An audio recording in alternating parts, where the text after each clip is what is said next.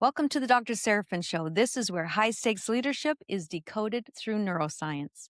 I'm Dr. Pamela Seraphine, and in this episode, I am going to decode why it's so easy to lose command over yourself and why it's so dangerous to believe you're still in control. So let's get at it. Let's do a quick review of episode 3. You did listen to it, right? It's important because I covered identity crisis, the 4 entities of self, and the deeper questions being, who are you now and who are you becoming? And today I want to take you into the deeper neuroscience behind those questions because some things are too damn important to just summarize as well. You have a prefrontal cortex and you have an amygdala and it gets hijacked and then you just get it back online and all will be well. No, it doesn't work that way. Today, I want to talk about one of the key brain areas involved in the neurobiological model of high stakes leadership that I developed, and it's called the ventromedial prefrontal cortex. I mentioned it in last episode, but like I said, I want to dive in a little bit deeper today. The ventromedial prefrontal cortex is what I call the significant center. This is important. For one thing, just so you know, ventral means lower, medial means center. So it's the center right behind your forehead, approximately. Now, this is the area that determines what's personally relevant and significant to you, what matters to you, what you value, what is relevant to who you are. It's also involved in how you can visualize yourself in your future, reaching your goals, creating your goals. So, for example, it's not just the goal itself, it's how you see yourself there. Where are you? Who have you become? What does achieving it mean to you? Why does it matter? You have to understand that brain areas don't work in isolation. And this area is highly interconnected and communicates with other primary areas of the brain. And this includes 4 of the other areas in my model. That's the amygdala, that's the hippocampus, the thalamus, and the nucleus accumbens. And that's important to know because this area receives and integrates information about emotion and reward and threat detection and values and self-relevance. Here's why that matters. Because when the brain area changes, what matters to you can change in maladaptive ways. And you won't even realize it's happening. What you value can change. What you want can change. What you find rewarding can change. Even the future you see for yourself can change. Your entire reality can change. So that begs the question, what makes it change? I'll tell you.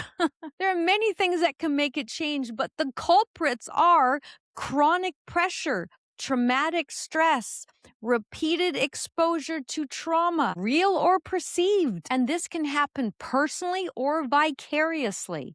Either way, it can still change because all of this can alter the functioning of this area in profound ways, and especially how it communicates with other parts of your brain. So for high stakes professionals, it's not just about what pressure does in the moment to the brain.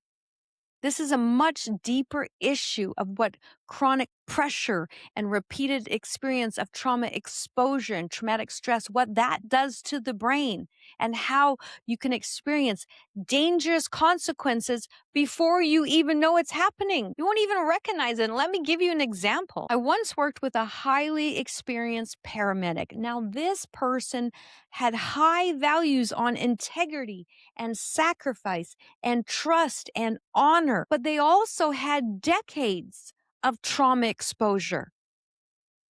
And they were under a tremendous amount of chronic pressure. And you know where that person ended up? Under protection. Because they drifted so far into crime and corruption, they couldn't make their way out of it. And this is what sometimes rational decision making looks like. That's the result. Now, this is an extreme case, but welcome to the jungle. this thing called life. And don't think you can't be compromised, because it can happen to anyone. Remember in episode 3 when I talked about the mind being the interpreter, part of the 4 entities of self?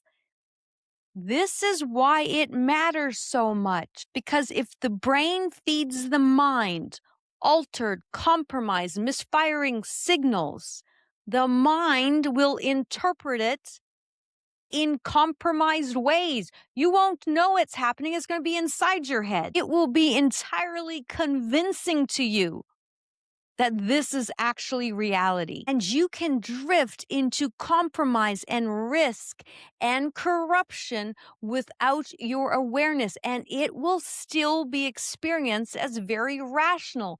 You will think, this is who I am. This is what I believe in. This is justified.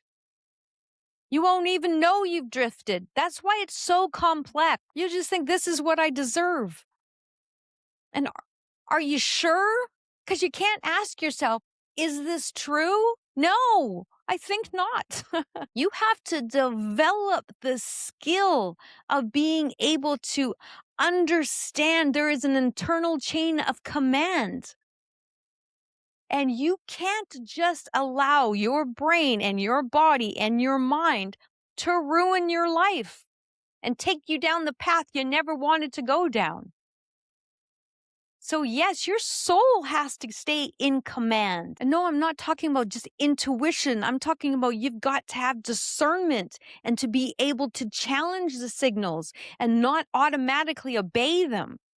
And that includes the mind who's interpreting them. This is how you build an integrated, powerful sense of self, one that offers lasting inner peace and fulfillment. And I promise you, you can learn how to restore and expand your capacity far beyond what you ever thought possible. And having a deeper understanding of the inner workings of your brain is a hell of a great place to start. That's it for this episode.